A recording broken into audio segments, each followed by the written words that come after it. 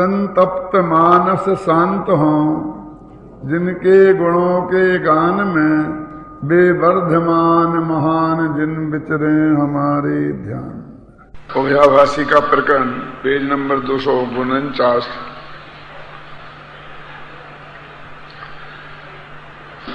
अभयाभासी ऐसा मानता था कि शुद्ध आत्मा का अनुभव करना ये निश्चय है, ऐसा मैं मानता हूं, और वृत्तिशील संयमादि रूप प्रवृत्ति व्यवहार है, ऐसा मैं मानता हूं, और इस तरह मैं जैन दर्शन का सच्चा श्रद्धानी हूं।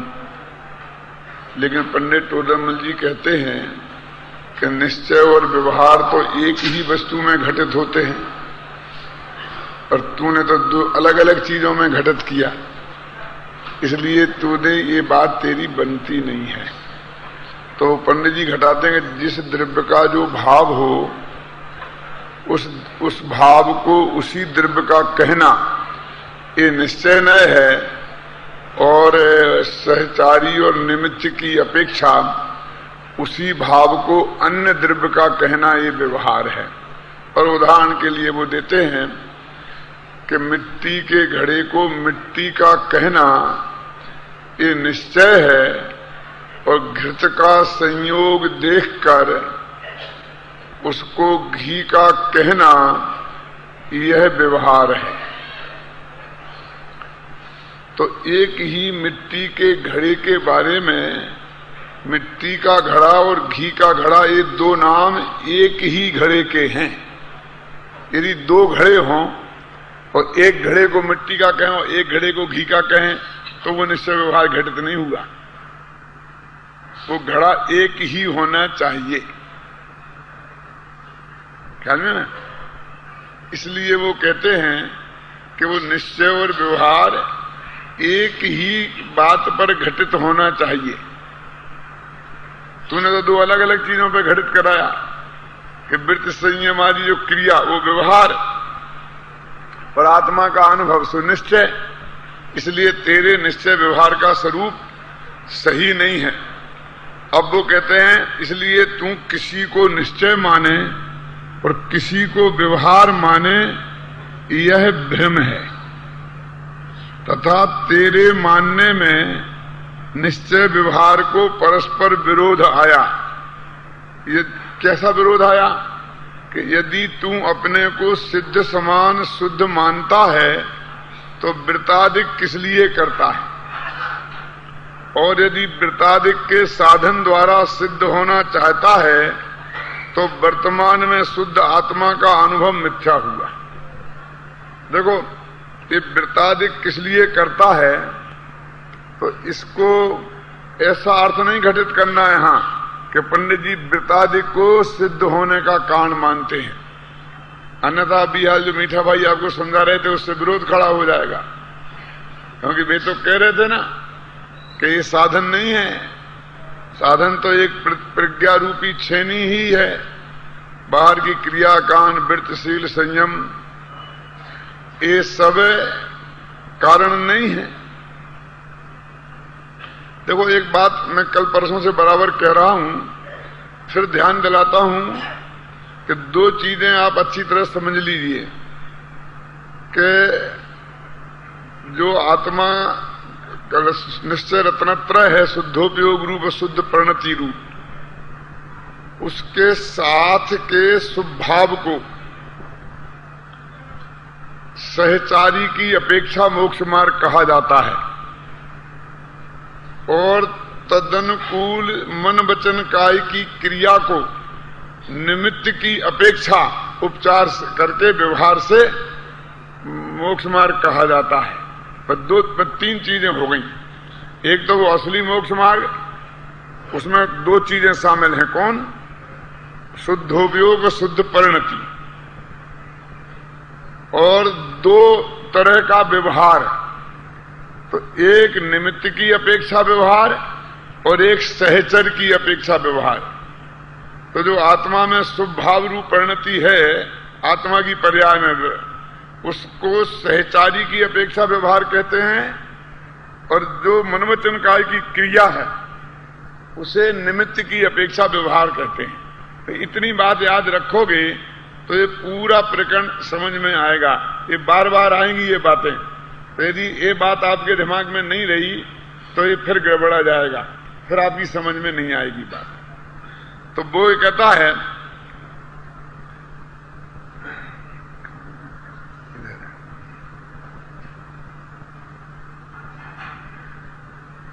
कि वृताधिक का तू साधन करता है सिद्ध होने के लिए। वो तो अज्ञानी की बात है ना। अज्ञानी कहता है वृत्तशील संयम व्यवहार से मोक्ष मार्ग है, और व्यवहार को कहा है साधन। हेतु नियत को होई, अब व्यवहार मोक्ष मग सुनिए हेतु नियत का होई। तो इस तरह वृत्तशील संयम पाल के वो मोक्ष पाना चाहता अज्ञानी, तो उसकी तरफ से पंडित जी नहीं मानते हैं कि वृत्तशील संयम से मोक्ष हो जाएगा। ये पंडित जी की मान्यता नहीं है। ये तो वो शिष्य जो है अपने को सिद्ध समान अनुभव भी करता है, और सिद्ध होने के लिए व्यवहार से वृत्तशील संयम भी पालता है। तो तू सिद्ध समान ही है, तो ये वृत्तशील संयम तू सिद्ध बनने के लिए क्यों पालता है? तू तो सिद्ध ही है, ये कहते हैं। यदि तू अपने को सिद्ध समान अनुभव करता है तो वृत्तशील संयम पालन करके सिद्ध क्यों बनना चाहता है? और यदि तू वृत्तशील संयम पालन करके सिद्ध बनना चाहता है तो सिद्ध समान हूं ऐसा जो तूने अनुभव किया वो झूठा सिद्ध हुआ। ये पंडित जी का जवाब है। ये उसी का तर्क और उसी के माथे मड़ा है। जैसे अपने लोक में कहावत है ना कि उसी की जूती उसी के सिर। ऐसा मैं ये बात बार बार इसलिए कह रहा हूं क्योंकि पंडित जी की तरफ से ये बात मान लें तो उसका अर्थ ये होगा पंडित जी ये मानते हैं कि तुम अभी सिद्ध समान तो है नहीं, और वृत्तशील संयम करने से सिद्ध समान बनेगा। तो ऐसी बात नहीं है। पंडित जी स्वभाव से अभी सिद्ध समान भी मानते हैं और ये भी मानते हैं कि व्यवहार शील संयम से सिद्ध समान हो, सिद्ध बनने वाला कोई नहीं है। लेकिन ये जो तर्क है वो उसी की तरफ से उसी को दिया है, और ये पंडित जी ने स्वयं सिद्ध किया है कि वाद विवाद में ऐसे तर्क देने का अधिकार है। जब हम जैनेतर बंधुओं से बात करेंगे तो उनके मत का तर्क भी देते कि नहीं देते हैं। अब उन्होंने उदाहरण दिया बृहस्पति। अब बृहस्पति को इंद्र का गुरु जैनेतर लोग मानते हैं, तो जैन कभी भी कहते हैं चाहे बृहस्पति उतर के आ जाए तो भी मैं नहीं मानूंगा। लेकिन जैन धर्म में तो बृहस्पति कोई इंद्र का गुरु है ही नहीं।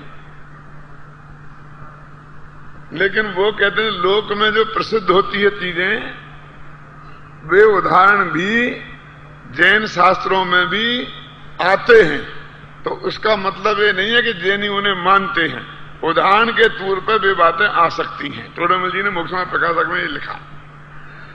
अब देखिए यहां प्रश्न है, समय सारादि में शुद्ध आत्मा के अनुभव को निश्चय कहा और वृत्तशील संयमादि को व्यवहार कहा, उस प्रकार ही हम मानते हैं।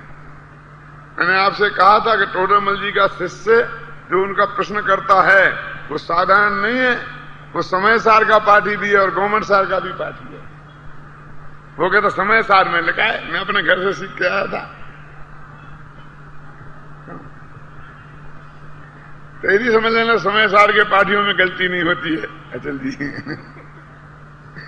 इस समय सार पढ़ के ही वो कहता है। ये भी कहता है गवर्नमेंट सार में ऐसा लिखा, पद्म पुराण में ऐसा लिखा। ये भी कहते हैं नहीं है ना, परिणाम योग के शास्त्रों में ये लिखा।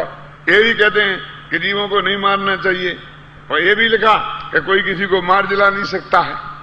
तो वो बराबर जो अपेक्षा नहीं समझने से वो एक प्रश्न उठाता है कि समय सार में शुद्ध आत्मा के अनुभव को निश्चय लिखा और वृत्तशील संयमादि प्रवृत्ति को व्यवहार लिखा, वैसा ही हम मानते हैं।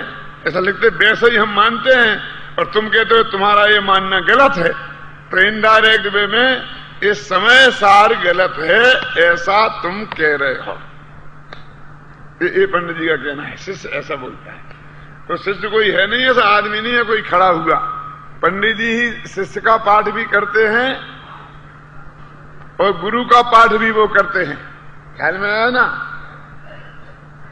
इसका हर प्रश्न का उत्तर उनके पास है, तब तो वे ऐसा प्रश्न उठाते हैं। यदि उत्तर नहीं होए तो ऐसा प्रश्न उठा के करें क्यों? आ बैल मुझे मार, अभी आफत मोल लेना है ना, क्यों? प्रश्न भी खुद ही उठाना। तो एक मैं आपको बताता हूं काव्य शास्त्र की मैंने जो एक नियम कि असली लेखक, कवि, उपन्यासकार, कहानीकार, काव्यकार वो है कि जब वो कोई कथा लिखने बैठता है और चाहे वो पात्र भले ही उसने ही खड़े किए हों, ऐतिहासिक नहीं हो, मन रामकृष्ण तो ऐतिहासिक हैं, तो उनकी कहानी तो अपने आप बनी बनाई है, उसमें तो हम फेरफार नहीं कर सकते। लेकिन हमने एक पात्र खड़ा किया, मान लो विवेक, तो वो विवेक हमारी हाथ की कठपुतली बन के न रह जाए, उसका ऐसा व्यक्तित्व खड़ा हो जाए कि फिर लेखक भी चाहे तो उसे मोड़ ना सके, और जहां को वो जाए वहां लेखक को जाना पड़े, वो असली कथानक होता है। ये आपकी समझ में कितना आया मैं नहीं समझता हूं, लेकिन समझना क्या कहना चाहता हूं मैं। ऐसा नहीं होता है कि एक मिनट में तो आपने उसे बहुत दृढ़ मजबूत इच्छा शक्ति वाला बता दिया कि किसी के सामने झुक नहीं रहा है, और ऐसी उसको आपने प्रतिष्ठित कर दिया कहानी में बढ़ाते बढ़ाते, और फिर फटाफट अगले अध्याय में किसी दूसरे के चरणों में लौटता बता दिया, तो नहीं, पाठक स्वीकार नहीं करेंगे। कोई ऐसा हो ही नहीं सकता है, वो कहेंगे नहीं, इट इज रॉन्ग, ये गलत है, ये हो ही नहीं सकता। उसका कैरेक्टर आपने यदि स्ट्रॉन्ग सिद्ध कर दिया है तो फिर उसको चाहे जहां नहीं नमाया जा सकता है। यदि आपने उसका इतना लूज कैरेक्टर रखा है कि जहां गया वहीं नमस्ते, वो इससे छल करता, उससे छल करता, उससे छल करता, बराबर दिखाते गए, और फिर फटाफट कह रहे नहीं मैं ऐसा नहीं करूंगा, फिर उसको ऐसी दृढ़ता से खड़ा नहीं कर सकते। एक दफे उसका जो चरित्र निर्माण हमने कर दिया, जिस दिशा में मोड़ दिया, वो उस दिशा में ही जाएगा।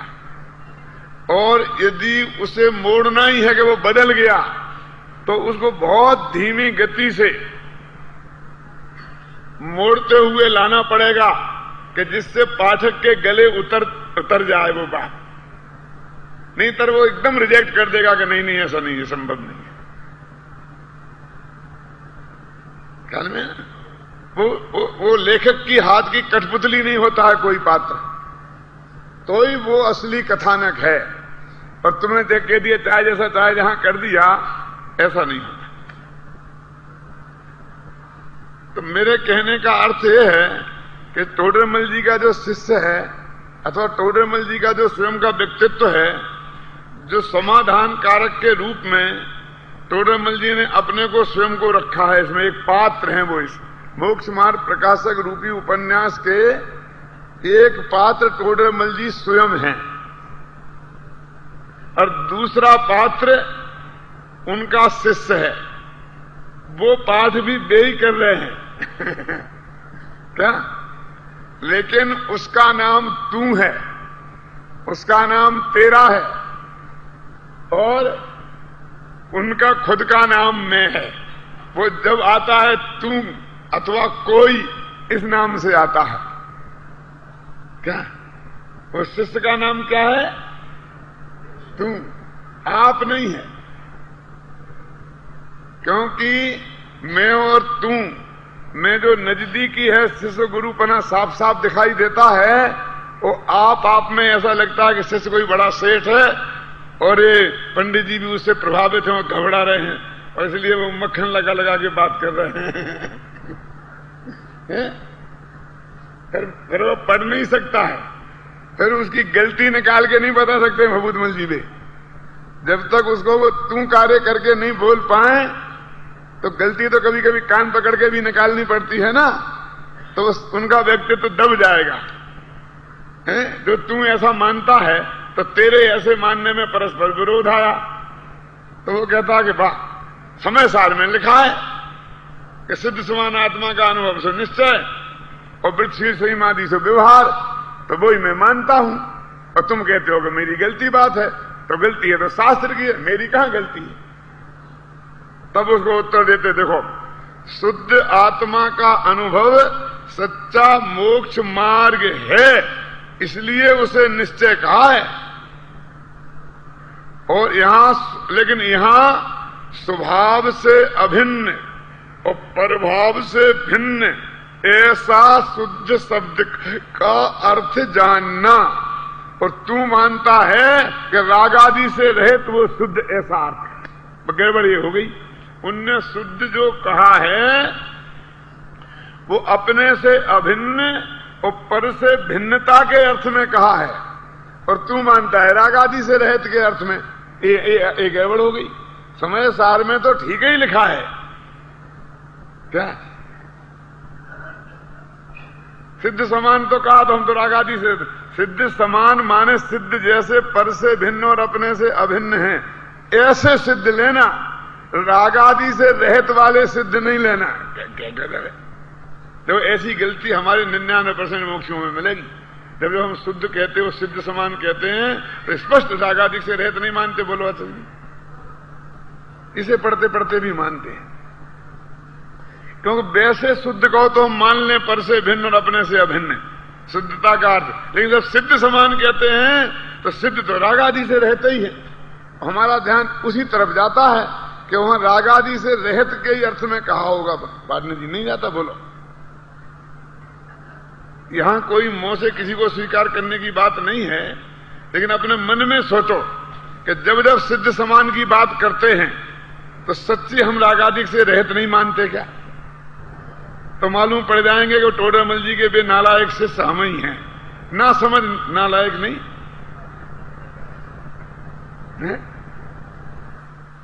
क्या मिठालाल जी नालायक गाली हो गई है ना, लेकिन वैसे तो अर्थ तो उसका ऐसा कुछ ज्यादा खराब नहीं है। लायक माने होता है योग्य, तो नालायक माने अयोग्य। तो अयोग्य शिष्य कहें तो कुछ ज्यादा अटपटा नहीं लगता है, और नालायक कहें तो अटपटा लगता है कि नालायक अपनी गालियों में शामिल हो गई ना। हमारे गुरुजी थे, व्याकरण में पढ़ाते थे, राजधर लाल जी व्याकरणाचारी। तो वो नालायक की जगह विलक्षण कहा करते थे। बड़ा विलक्षण लड़का है, क्या है? कुलक्षण नहीं, विलक्षण। जब गुस्सा बहुत आता था ना तो विलक्षण बोलते थे। यदि विचक्षण हो जाए तो उसका अर्थ होता है बहुत चतुर। अब विलक्षण माने होता है मतलब विशेष प्रकार के लक्षण वाला, माने सही लक्षण है, कुलक्षण भी नहीं, सुलक्षण भी नहीं। बड़ा विलक्षण लड़का है।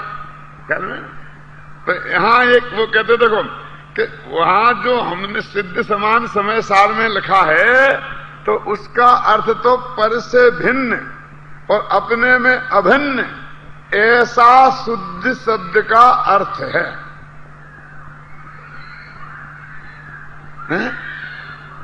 तो राग से भिन्न तो है, राग रहित नहीं है।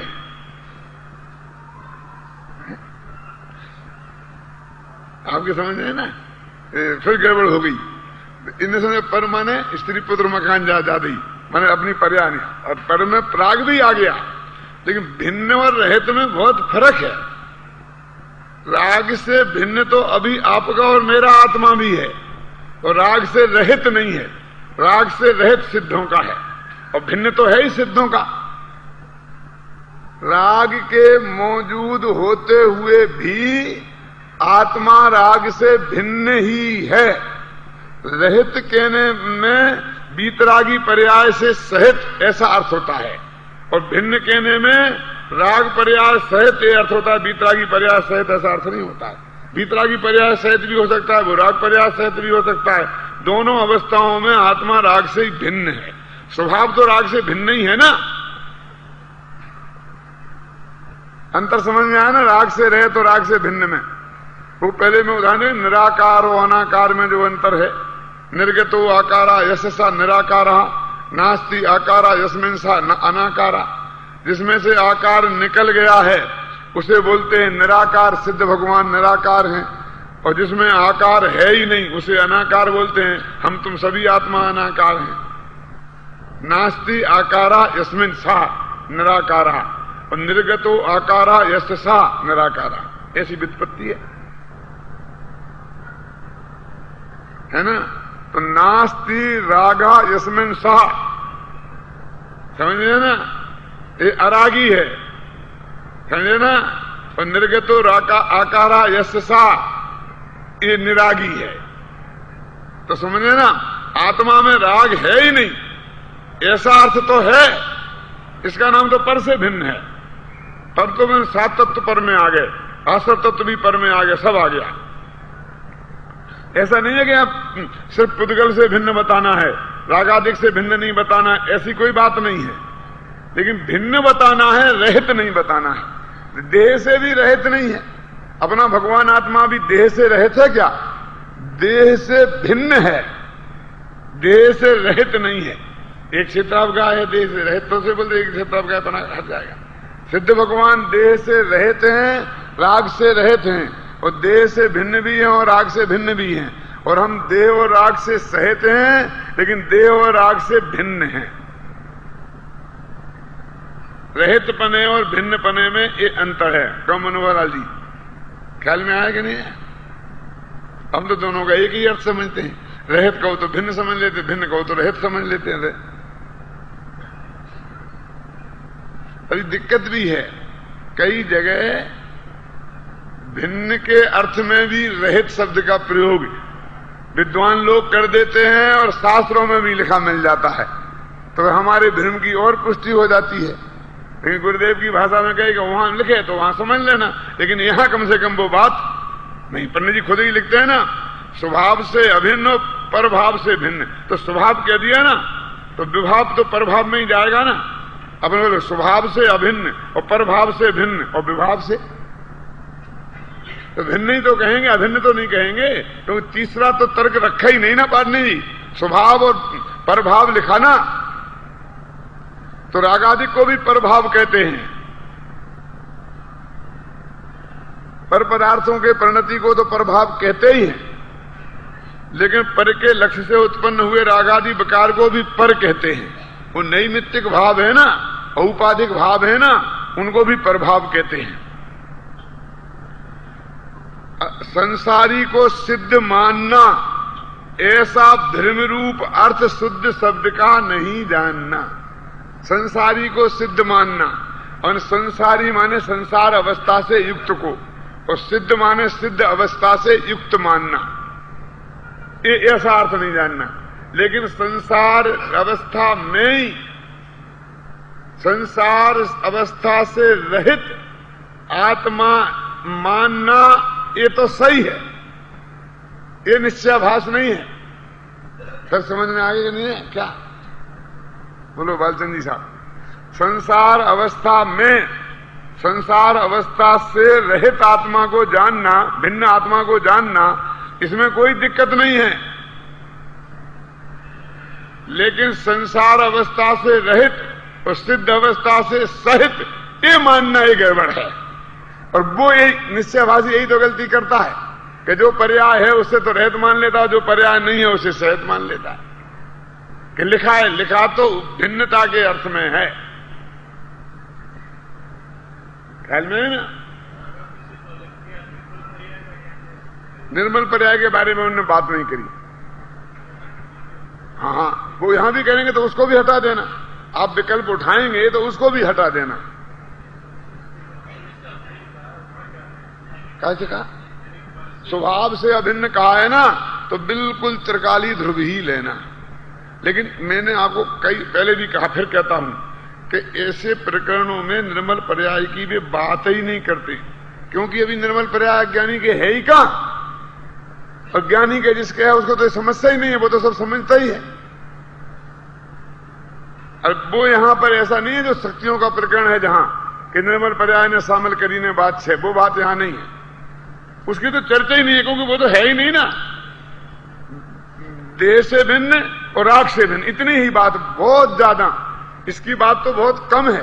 क्योंकि वो तो काल्पनिक प्रश्न है। वो तो शास्त्र पढ़ पढ़ करके किसी को ऐसा विकल्प हो जाएगा मैं केवल ज्ञान सहित हूं। क्योंकि ज्यादातर तो अभिन्नता देह से होती है कि राग से होती है। कोई निर्मल पर्याय तो उसके है ही नहीं। वो तो पंडितों में कहीं विकल्प आ जाए और उसकी बात है, इसलिए उसकी भेद विज्ञान की चर्चा भी बहुत कम है। देखो आगे, तथा वृत्त तप आदि मोक्ष मार्ग हैं नहीं, निमित्तादि की अपेक्षा उपचार से इनको मोक्ष मार्ग कहते हैं, इसलिए इन्हें व्यवहार कहा है। तो वो तो कहते हैं कि मैं तो वृत्तशील समाधि को व्यवहार कहा, तो मैंने पाल करके वो मोक्ष मार्ग मान लिया। वो कहते वे तो मोक्ष मार्ग है ही नहीं, वो तो निमित्तादि की अपेक्षा कहा है। निमित्तादि की अपेक्षा माने जो आत्मा के शुद्धोपयोग और शुद्ध परिणति रूप निश्चय मोक्ष मार्ग प्रकट हो गया है, और उसको केवल ज्ञान होने में यदि देर है तो उसकी प्रवृत्ति अनर्गल तो होगी नहीं। दिन भर खाता रहे पशुओं जैसा, ऐसी प्रवृत्ति तो उसकी होगी नहीं। दिनों रात भगता रहे, ऐसी तो होगी नहीं। तो उसका जो संयमित जीवन होगा, वृत्त संयम आदि रूप, अणुवृत्त होंगे, महावृत्त होंगे, आएंगे ना सब बीच में, उस काल के बीच में सब आएंगे कि नहीं आएंगे।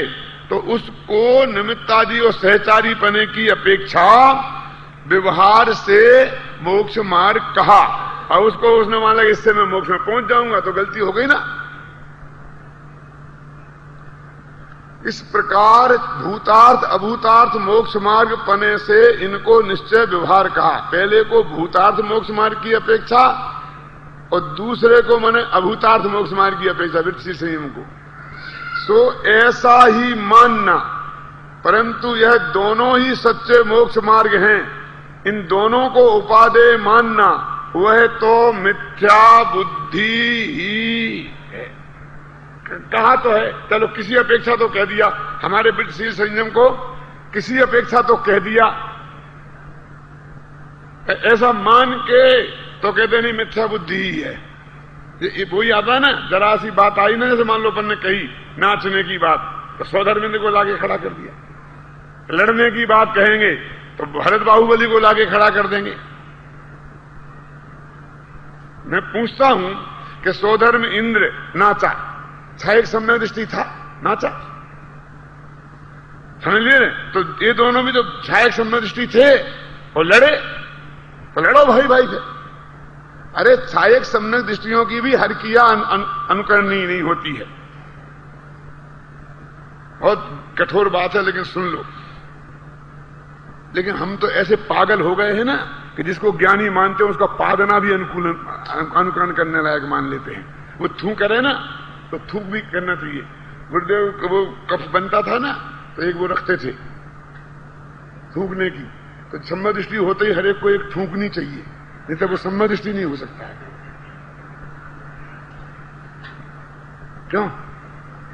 सम्यक दर्शन होते ही मैं टोपी ऐसी उतारूं तो 3 आदमी चाहिए कि जो मेरी टोपी पकड़ लें और जाके वहां रख दें। इतने सम्यक दृष्टि कैसा, ऐसे पागलपन शुरू हो जाता है। क्या नहीं समझे आप? मैं उतरूं तो एक आदमी मेरे एक पैर में चप्पल डाले, एक आदमी दूसरे पैर में चप्पल डाले, एक मेरे चदरा उठा ले, एक मेरा एक कर ले, एक रुमाल समेट ले, राजाओं जैसे एक कुर्ता पीछे ऐसे पकड़ कर चले। इसके बिना सम्मत दर्शन नहीं होता किसी को। आधा पागलपन शुरू हो जाता। इस सारी क्रिया एक ज्ञानी है, 90 वर्ष की उम्र है, पूज्य गुरुदेव श्री नहीं चल सकते हैं, मेरा मतलब समझ गया ना आपकी में ना, तो उनके लिए वे नहीं मुड़ सकते हैं, तो उनके चप्पल भी पहना नहीं पड़ सकती है, एक मिथ्या दृष्टि को भी पहना नहीं पड़ सकती है। क्यों? किसी के भी आजकल हमारे तुम्हारे हाथ पैर रह जाएंगे क्यों महबूदमल जी, तो हमें को भी कोई ना कोई पहनाने वाला चाहिए। अब एक पट्ठा जवान है 25 वर्ष का, सम्यक दृष्टि, अब उसकी भी चप्पल पैर के पहनाने लगे। पागलपन नहीं है तो क्या है? क्यों धनु कुमारी? सहायक सम्यक दृष्टियों की भी सब चीजें अनुकरणीय नहीं होती। मैं आपसे फिर कहता हूं, तो भरत चक्रवर्ती सहायक सम्यक दृष्टि थे, वे बाहुबली पे चक्र चलाया था, वो भी अनुकरणीय है। क्यों? 96,000 शादियां करी थी, तो वो भी अनुकरणीय है। वे काय को तुम ब्रह्मचर्य बदले रहे, करो ना शादियां करो। 96,000 भरत चक्रवर्ती ने करी थी ना, सहायक सम्यक दृष्टि थे। क्यों? 60,000 वर्ष तक लड़ने गए थे, करो तुम भी जाओ। भगवान की दिव्य ध्वनि खिल रही थी और उसी समय वे 60,000 वर्ष के लिए लड़ने निकल गए थे, बोलो क्यों? और उनने दूसरे का नाम मिटा के अपना नाम लिख दिया था, इसलिए तुम भी दूसरों के नाम मिटा मिटा के अपने नाम लिख दो। क्यों किया था ना? करो, ये सब अनुकरणीय है। अरे उन महापुरुषों के भी ये अनुकरणीय नहीं है। अरे तीर्थंकरों ने के भी गृहस्थ अवस्थाओं में जो बातें हुई थी, वे सब अनुकरणीय है क्या? मैं आपसे पूछता हूं। आदिनाथ का भी चरित्र पढ़ लो। अरे तो गृहस्थ अवस्था की बातें हैं। मुनि अवस्था में भी जो भावलिंगी संतों की भी सब क्रियाएं अनुकरणीय नहीं होती। कौन कौन सी बताऊं? अभी इतिहास में से निकाल के जानना है। विष्णु कुमार मुनि ने मुनि पद छोड़ के बामणिया का भेष बनाकर जो राजा बलि के दरबार में गए थे और छल करके 2.5-3 कदम जमीन मांगी थी, बामणिया बन के और बड़ा शरीर करके नापी थी, बोलो। तो इस बहाना करके सब मुनि छोड़ छोड़ के मुनि और ऐसा धंधा करने लग जाए, ये अनुकरणीय है क्या? मैं आपसे पूछता हूं। श्रुत सागर ने वहां जाके वाद किया था, तो वो अनुकरणीय है क्या? है? मैं पूछता हूं, है ना? सब ये सब भावलंगी संतों की बातें शास्त्रों में लिखी हैं कि नहीं लिखी हैं? क्यों? ये सब अनुकरणीय है। तो उसकी हर क्रिया अनुकरणीय। उसे छींकना भी, आंख खकारना भी, उसका सब पवित्र हो जाता है, उसका मलमूत्र भी पवित्र हो जाता है। क्यों?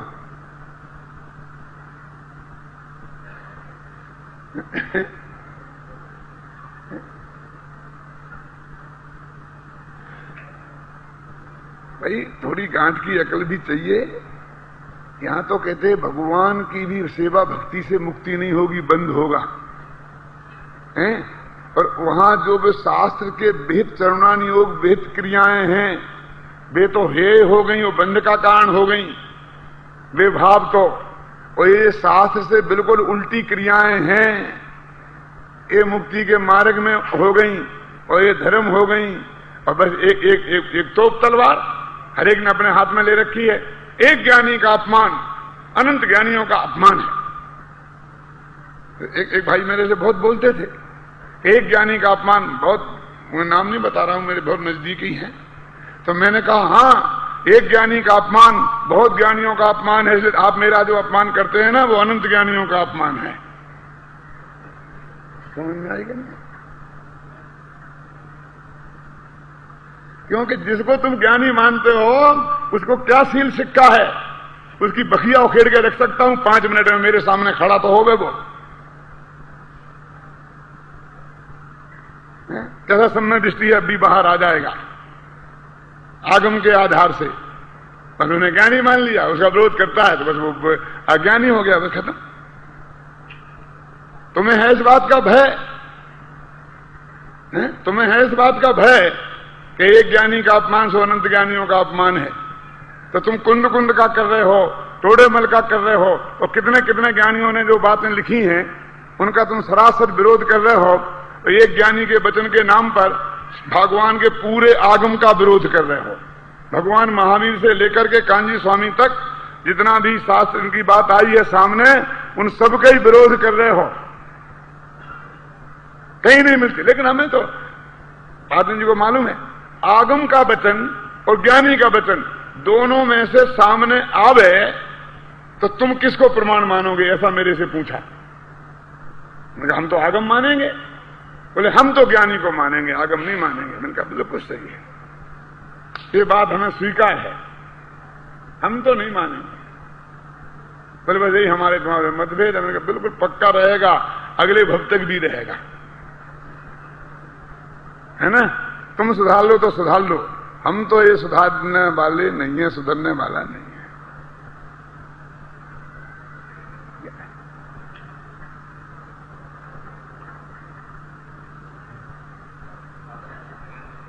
हैं?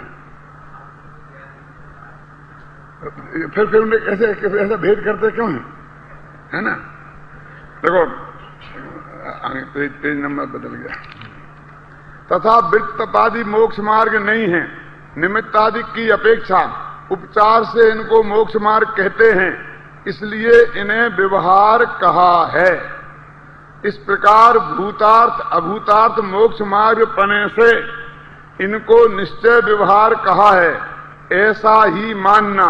परंतु यह दोनों ही सच्चे मोक्ष मार्ग हैं, इन दोनों को उपादेय मानना यह तो मिथ्या बुद्धि ही है। वहां वह कहता है, अब यहां तू से वह हो गया। क्यों है वही आदमी कौन जिसको ने तू कहता था। अब आगे ना वह कहता है कि सिद्धांत तो निश्चय का रखते हैं और प्रवृत्ति व्यवहार रूप रखते हैं, इस प्रकार हम दोनों को अंगीकार करते हैं। ऐसे बहुत लोग हैं अपने में, हम मानते तो आत्मा को शुद्ध बुद्ध निरंजन निराकार है, और ये भी मानते हैं कि जो सारी क्रिया है वो बंध का कारण है, मोक्ष का कारण नहीं है। ख्याल में है ना। और प्रवृत्ति जैसा व्यवहार में लगा बस वैसे ही रखते हैं, बड़ा कायदे सब अनुकूल बिल्कुल। अब हम सही हो गए। तो पंडित जी यहां कहते हैं कि भाई नयों में तो प्रवृत्ति का तो कोई प्रयोजन ही नहीं है, नए तो ज्ञान ही के भेद हैं, जानने की प्रक्रिया का नाम ही नए है। तो व्यवहार में प्रवृत्ति का नाम व्यवहार तुम कहां कहते हो? एक द्रव्य की परिणति को उसी द्रव्य की कहना निश्चय है, और उसी द्रव्य की नहीं कह के अन्य द्रव्य की कहना व्यवहार है। तो ये दोनों कहने रूप या मानने रूप ही हैं, ये करने रूप का है। नए में कुछ करने रूप है? नए में तो करने रूप तो है ही नहीं। तो वो तो क्रिया करके अपने को व्यवहार नहीं मान लिया, मैंने व्यवहार नहीं माना। समझ गया कितना फर्क पड़ गया। तो उन्हें का शास्त्र में लगा, तो शास्त्र में तो वृत्तशील संयम को शुद्धोपयोग और शुद्ध परिणति का सहचारी जान कर उपचार से मोक्ष मार्ग कहा है। उसको वृद्ध रूप परिणति करना मोक्ष मार्ग है, व्यवहार है, एका कहा। वो तो होती है, करना क्या, वो तो मोक्ष मार्ग के जीव के सहज होती है, जो होती है उसको कहा। तू कहता है मैं करता हूं, व्यवहार मोक्ष मार्ग पालता हूं, ऐसा तो कुछ है ही नहीं। और इसके अंदर भी थोड़ा पाप है। कैसा पाप है कि वो कहता है कि इनको मैं बंध का कारण मानता हूं, मोक्ष का कारण नहीं मानता हूं, लेकिन इनको करके बिल्कुल ऐसा संतुष्ट होता है कि मैं कुछ धर्मात्मा हो गया हूं। तो ये वास्तव में मोक्ष मार्ग मानने का ही रूप है। देखो मीठा वाली पहले क्या था, चारित्र संबंधी क्रियाएं होती थी ना, तो अभी भी दिगंबर मूल दिगंबर समाज में उनमें वो ही है कि वो उन क्रियाओं को करके अपने को धर्मात्मा मानते हैं। अब अपने मुमुक्षुओं में क्या गड़बड़ हो गई है कि वो चारित्र संबंधी क्रियाओं को करके नहीं, लेकिन हमने एक नया क्रियाकांड विकसित कर लिया है। 2-4 घंटा बैठ के स्वाध्याय करने का और भी अपने तरीके का क्रियाकांड हमने विकसित कर लिया है, और हम उस क्रियाकांड को करके अपने को धर्मात्मा मानते हैं। वो पूजा पाठ रूप था, वृत्तशील संयम रूप था, समझ गए ना। देवशास्त्र गुरु की सेवा पूजा करने रूप था, और हमने क्या कर लिया है, और उससे हल्के स्तर का, वो तो चारित्र का था, वो जो आगम में लिखा था। मैं कहता हूं सचमुच वो अच्छे हैं हमसे। क्यों कि उनने जो जिस क्रियाकांड को किया था वो तो आगम विहित था, अणुवृत्त का, महावृत्त का, वृत्तशील संयम का, उपवास का शास्त्र में लिखा है अचल जी। ये हमारा आगम विहित नहीं है। क्या कोई आपकी भूमिका है, जिस भूमिका के अनुसार कोई लिखा कि 5वीं प्रतिमा में ये होना चाहिए, दूसरी प्रतिमा में ये, पहली प्रतिमा का वैसा करते हैं क्या आप अपने मन का, कैलासन जी अचल ने अपने 4 भाइयों से कुछ अलग टाइप का अपना क्रियाकांड दिनचर्या बना ली है। और उस दिनचर्या के पालन करने के कारण अपने को धर्मात्मा मानते हैं। ये इनका व्यवहाराभास है, अपना अपना नाप लेना। ये शास्त्र भेद नहीं है, क्योंकि शास्त्र भेद तो तब हो गए कि जब हम कोई बताएं कि हमारी ये पोजीशन में है, तो उस पोजीशन का बताएं हम। इस बात जी ख्याल नहीं ना आपकी बात। भूमिका पहली प्रतिमा है तो हम पहली प्रतिमा का शास्त्र में देख के बताएं, दूसरी प्रतिमा तो दूसरी प्रतिमा का, पंचम गुण स्थान तो पंचम गुण स्थान का, चौथा गुण स्थान तो चौथे गुण स्थान का। तो उसमें तो कोई बंधना नहीं चाहता है ना। बुलावानंद जी थे ना, तो मैं बोलता था भाई आप बताओ कौन सी प्रतिमा के, नहीं कुछ नहीं, क्योंकि हमारे कुछ नहीं, क्योंकि वो कहें तो अब भी शास्त्र से आप पकड़ोगे, तो उसमें तो पकड़ना नहीं है। और हम महाराज जी हैं बस। तो अपने मन का हमने, लेकिन उन गृहस्थों से थोड़े अलग टाइप का समझे ना, वो क्रियाकांड कर लिया है अपने मन से, चाहे जो खाना, चाहे जो नहीं खाना, चाहे जैसे खाना, चाहे जैसी प्रवृत्ति, शास्त्र के अनुसार नहीं। शास्त्र में लिखा है जो खाना का नहीं खाना तो नहीं, उससे कुछ नहीं, वो तो हमारे यहाँ चलता है। वो हमारा वो तो क्या कहता है, वो गोभी तो चलती है, वो भी शास्त्र के हिसाब से नहीं, कहीं जमीन करना ये है कि नहीं है, पर जो हमारे यहाँ चलती है, जो हमारे यहाँ नहीं चलती है।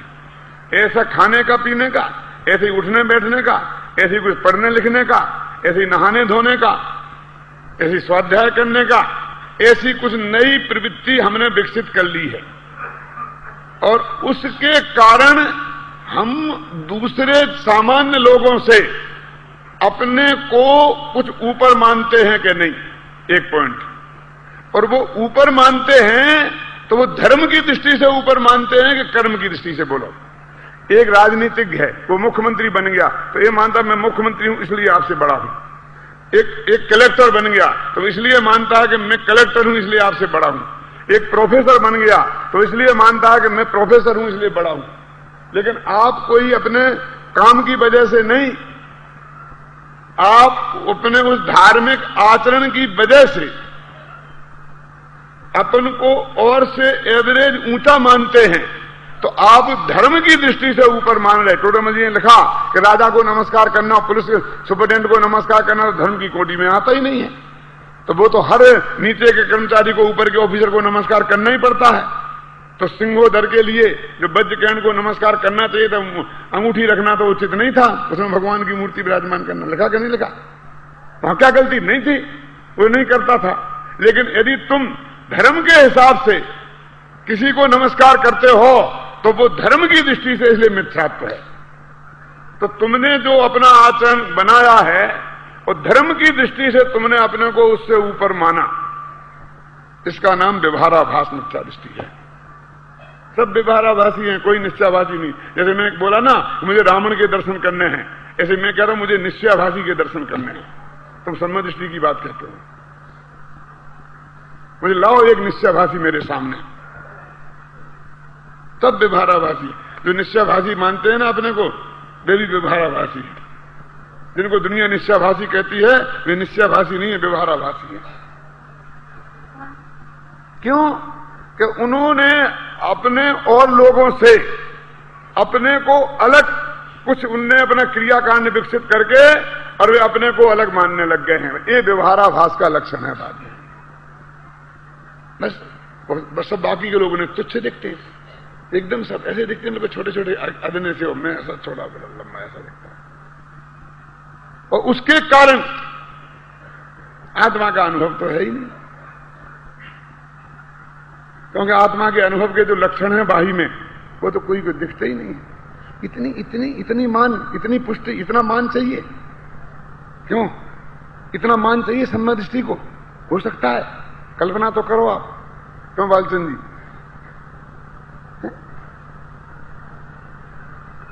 लोग ये भी कहते पंडित हुकुमचंद को मान चाहिए, बहुत चाहिए। पंडित हुकुमचंद को पंडित बने का मान चाहिए, समझे ना? पंडित होने को तीर्थंकर बने का मान नहीं चाहिए। पंडित हुकुमचंद को ज्ञानी का सम्मान होने का मान नहीं चाहिए, पंडित होने का मान चाहिए। लेकिन तुम्हें तो उसका मान चाहिए ना जो तुम हो ही नहीं। मुख्यमंत्री को मुख्यमंत्री बने का मान चाहिए, कलेक्टर को कलेक्टर का मान चाहिए, प्रोफेसर को प्रोफेसर का मान चाहिए। है ना। लेकिन इन्हें तो क्रियाकांड का मान चाहिए जो क्रियाकांड विकसित कर लिया। कौन सी क्रिया है? आगम के अनुसार जो विहित क्रिया हो, समझे ना, तो हो गए। बोलो कौन सा गुणस्थान की बोले, किस गुणस्थान का क्रियाकांड देखना है।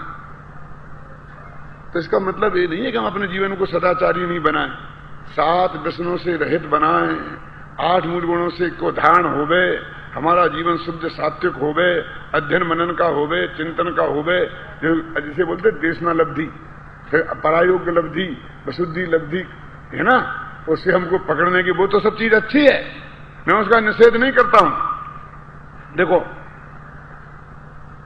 तथा वहां वह कहता है सिद्धांत तो निश्चय का रखते हैं और प्रवृत्ति व्यवहार रूप रखते हैं, इस प्रकार हम दोनों को अंगीकार करते हैं। सो ऐसा भी नहीं बनता, क्योंकि निश्चय का निश्चय रूप और व्यवहार का व्यवहार रूप सिद्धांत करना योग्य है। एक का सिद्धांत और एक की प्रवृत्ति का सिद्धांत दोनों का करना, तो व्यवहार का भी करना कि हाँ व्यवहार का व्यवहार रूप करना, निश्चय का निश्चय रूप करना।